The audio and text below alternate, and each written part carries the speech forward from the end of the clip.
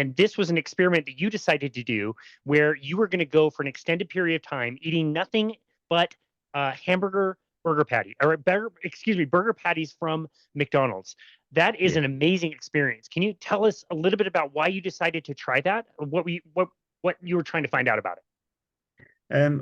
Well, uh, when I was doing the odd post, mainly on Instagram about nutrition, um, I was aware, like the climbing community is fairly environmentally conscious, I would say, and there's a big cohort of vegetarians and vegans in the climbing community, and or people who are leaning in that direction.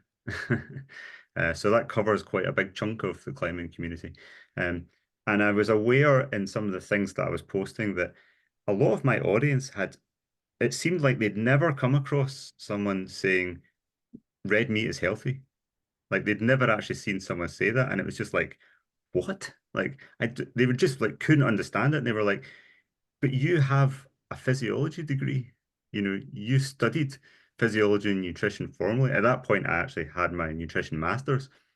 So I was a, qualified nutritionist, and yet you're saying red meat is healthy. They've heard the exact opposite for years, but then they've had the places they hang out on social media, they've heard it actually more and more in recent years. Like, this is going back a few years now where there was a bit of a crest of a wave of like uh vegetarian and vegan social media, and some of the channels were quite big. So the idea that red meat was unhealthy was really kind of quite big. So that was really interesting to me. Um the other aspect was that when I was studying my master's degree, so I did that degree primarily because I just wanted to see how mainstream professional nutrition deals with the same evidence that I'm looking at. What do they think about the evidence on saturated fat, on red meat and cancer, on nutritional epidemiology, and all of these aspects? How do they look at the research? What do they think people should eat? What do they think about should be done about the obesity crisis, which is, consuming so much of our resources. It's going to break all of our healthcare systems. What do they think about it? And, it was fascinating listening to them. They're brilliant people, and they really want to see uh, public health improved. uh, but I got the sense that as some in nutritionists and academics in nutrition are a little bit demoralized. I remember one of my professors talking about um, trying to influence diet in the west of Scotland where I grew up, which has one of the poorest, like, stats for health outcomes in general, mortality, heart disease, all these things, diabetes, in Europe.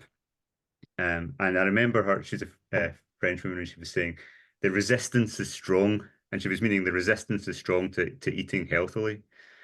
And again, I was thinking, why is this, and what can we do about it? And I could see that what was implicit in her comment was that there's nothing can be done. We can't really fix this. So I feel like nutrition policy that was being recommended by academics to government that then sets policy is based on like we'll tinker at the edges to try and make the processed food environment slightly less bad. We'll just try and stem the tide a little bit. And I just thought, is that all we can do? Is there another way? Maybe not for everyone, but maybe a subset of people who could take a different approach. So you've got like some people who think, yeah, just only real food, never touch any junk food at all. Um, and that's fine. If people can do that, then great. That's going to work out very well. Um, and you've got some people who think, well, try and eat, try and eat brown rice and like cereal with fiber in it. And like I remember my one of my other professors saying like she added bran to her ice cream. Oh, wow. And I was just Gross. like, really? Like that I actually felt weird because I was sort of asking her like, what was she actually joking? Because it just seemed bizarre to me that to do that. Like, if you're going to eat pizza and ice cream, just eat pizza and ice cream. Right. Um, so that seemed kind of odd to me. So through my experience of doing ketogenic diets and then experimenting a little bit with the carnivore diet myself at various times, um, and also talking to a couple of friends. In fact, a friend from Glasgow had already done this McDonald's patties diet, and I thought like I'm going to do that as well. But it will be an interesting experiment for for people. It had to be the epitome of junk food. It had to be McDonald's because people would be like, but those burgers are terrible. They're terrible. Like, how can you eat them? You must be unhealthy if you eat those.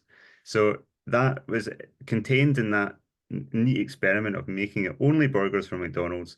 It forces you to think, no, if you just look at the ingredients, you can see they're just beef.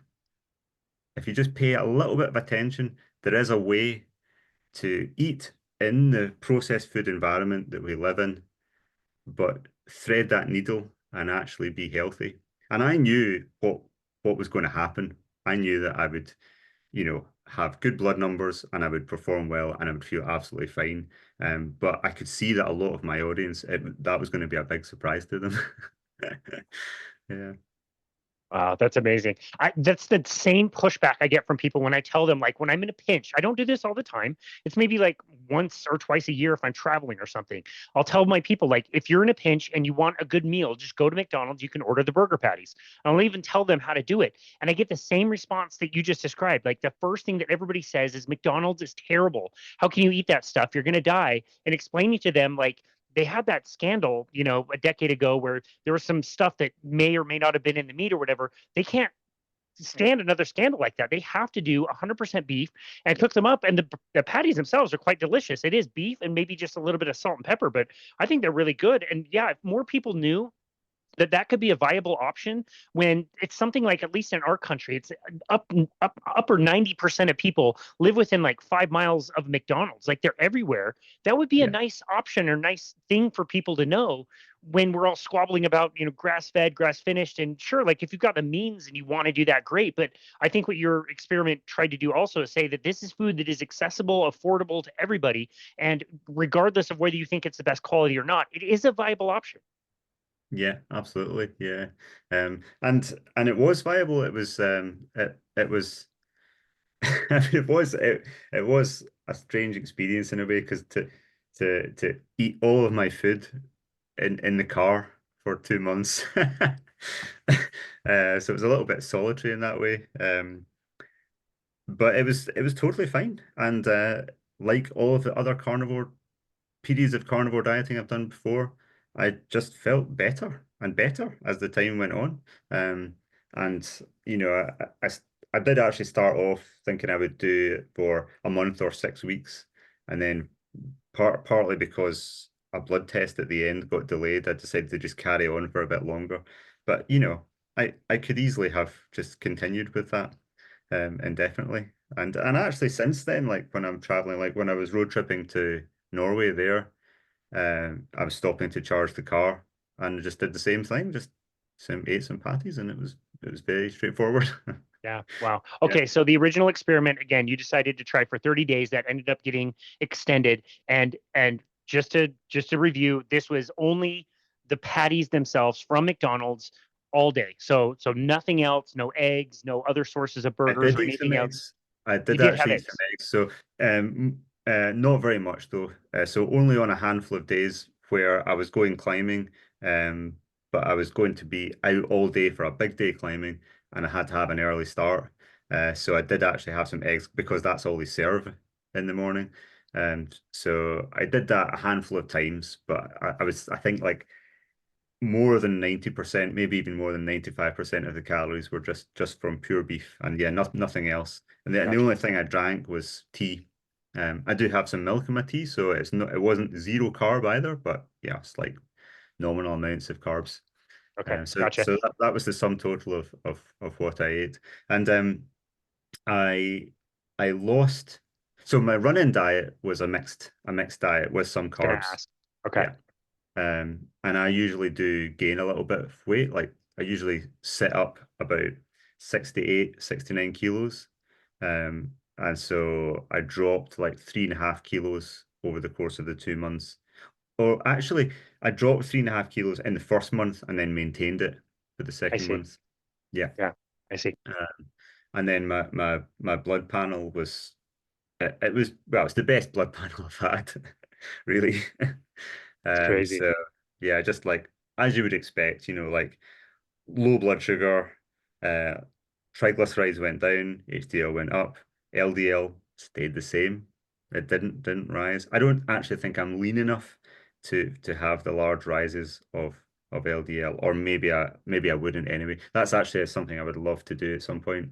Is is is actually calorie restrict on a carnivore diet to get myself like bodybuilder lean and see if I do get that lean mass hyperresponder effect where my LDL starts to skyrocket. That would be interesting to see, because I'm fairly lean, and I don't get that effect at all. My LDL just sits between like 110, 120 on any type of ketogenic diet, and no matter what the change in my weight is within that range that I do change. But Interesting. like my CRP was really low, liver enzymes were just fine. Everything else was just normal. Wow. Yeah, it was cool to see the graph, and I'd recommend anybody. We'll obviously link to your video where you go over this in the show notes, so people can go and see this. But it was interesting to see the graph of all the different blood tests you had taken, and there really wasn't much movement in anything. I wouldn't get too worked up about any of that. All of it Yeah, to me would fit within what should be like a normal variance in any blood test, depending on the equipment, the time of day. I know you went out of your way to make sure all that is very consistent, but all those markers can change drastically within a day anyway. So I didn't think there was much difference there, and definitely nothing negative that happened after going that long only eating, burger patties from McDonald's. yeah, that's right. And then so the weight was a significant change, a good change, I would say. Um, the bloods were normal, and then you get to the more subjective things. So my mood felt better. Although interestingly, the experiment ran across Christmas, um, and for I can't remember. I think it was like just the one day, or maybe even 2 meals, where I did just have a normal kind of mixed meal with my family at Christmas, and I did feel my mood get worse, and I felt like quite significantly. And I remember actually my mum commenting on it on Christmas Day, and she was saying like, are you all right?" And I was like, "Oh, my mum's never asked me that before." Um, And I was like, Actually, when I thought about it later, I was like, actually, no, my mood is not very good, despite being a sort of family celebration. Um, and that recovered straight away. Now, that may have been coincidence, I don't really know, but it's just subjective, just a Yeah. subjective observation. Um, and the other interesting thing was strength. So, when we were last talking on the previous episode, I was saying how um, on my training board that I have in my garage and on my hang board where I'm training finger strength. Uh, I'm very sensitive to small changes in strength. Like I can hang on the fingerboard when I'm warming up or do some climbs that I know on my board, and I just instantly know what my form is like and how it's changing.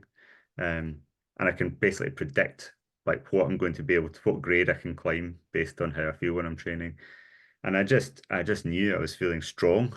Um, and at the end of the experiment, I did like some proper strength testing on the hangboard, and I broke all of my personal bests by a mile, like by a really significant margin. So to give you some numbers, so on a 20 mil thick wooden edge, I can usually hang with one hand on that for 5 to 10 seconds, and that's been pretty stable, like plus or minus a little bit for 20 odd years. Um, there's been times in the past when I've been very fit and quite light where I've been able to add like maybe 2 kilos in my other hand, but often that's when my body weight's a little bit lighter. So there's not been really that much change.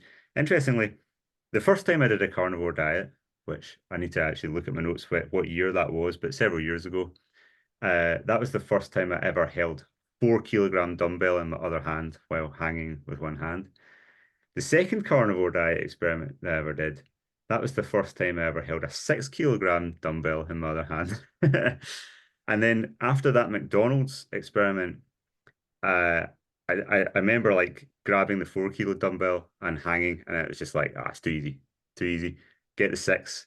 The six was too easy. It's like, right, I'm going to try and break my PB, get the eight, and that was just easy. And I just kept on adding weight, and I got to 16.5 kilos in my other hand. Absolutely smashed the weight. So obviously I'd lost 3.5 kilos, but I'd clearly gained quite a lot of strength, and I was a bit mind blown by that. But it's quite a dramatic result, so it was interesting. Okay, for the mere mortals out there that are like myself, next time you're out on a walk, go find a playground and find something that looks like a pull-up bar. And with two hands, wrap your entire hand around the bar and see how long you can hang there. And if you're really strong, maybe you can do some pull-ups and see how challenging that is. Then drop one of your hands and see what it's like just to hang on one hand. It's nearly impossible.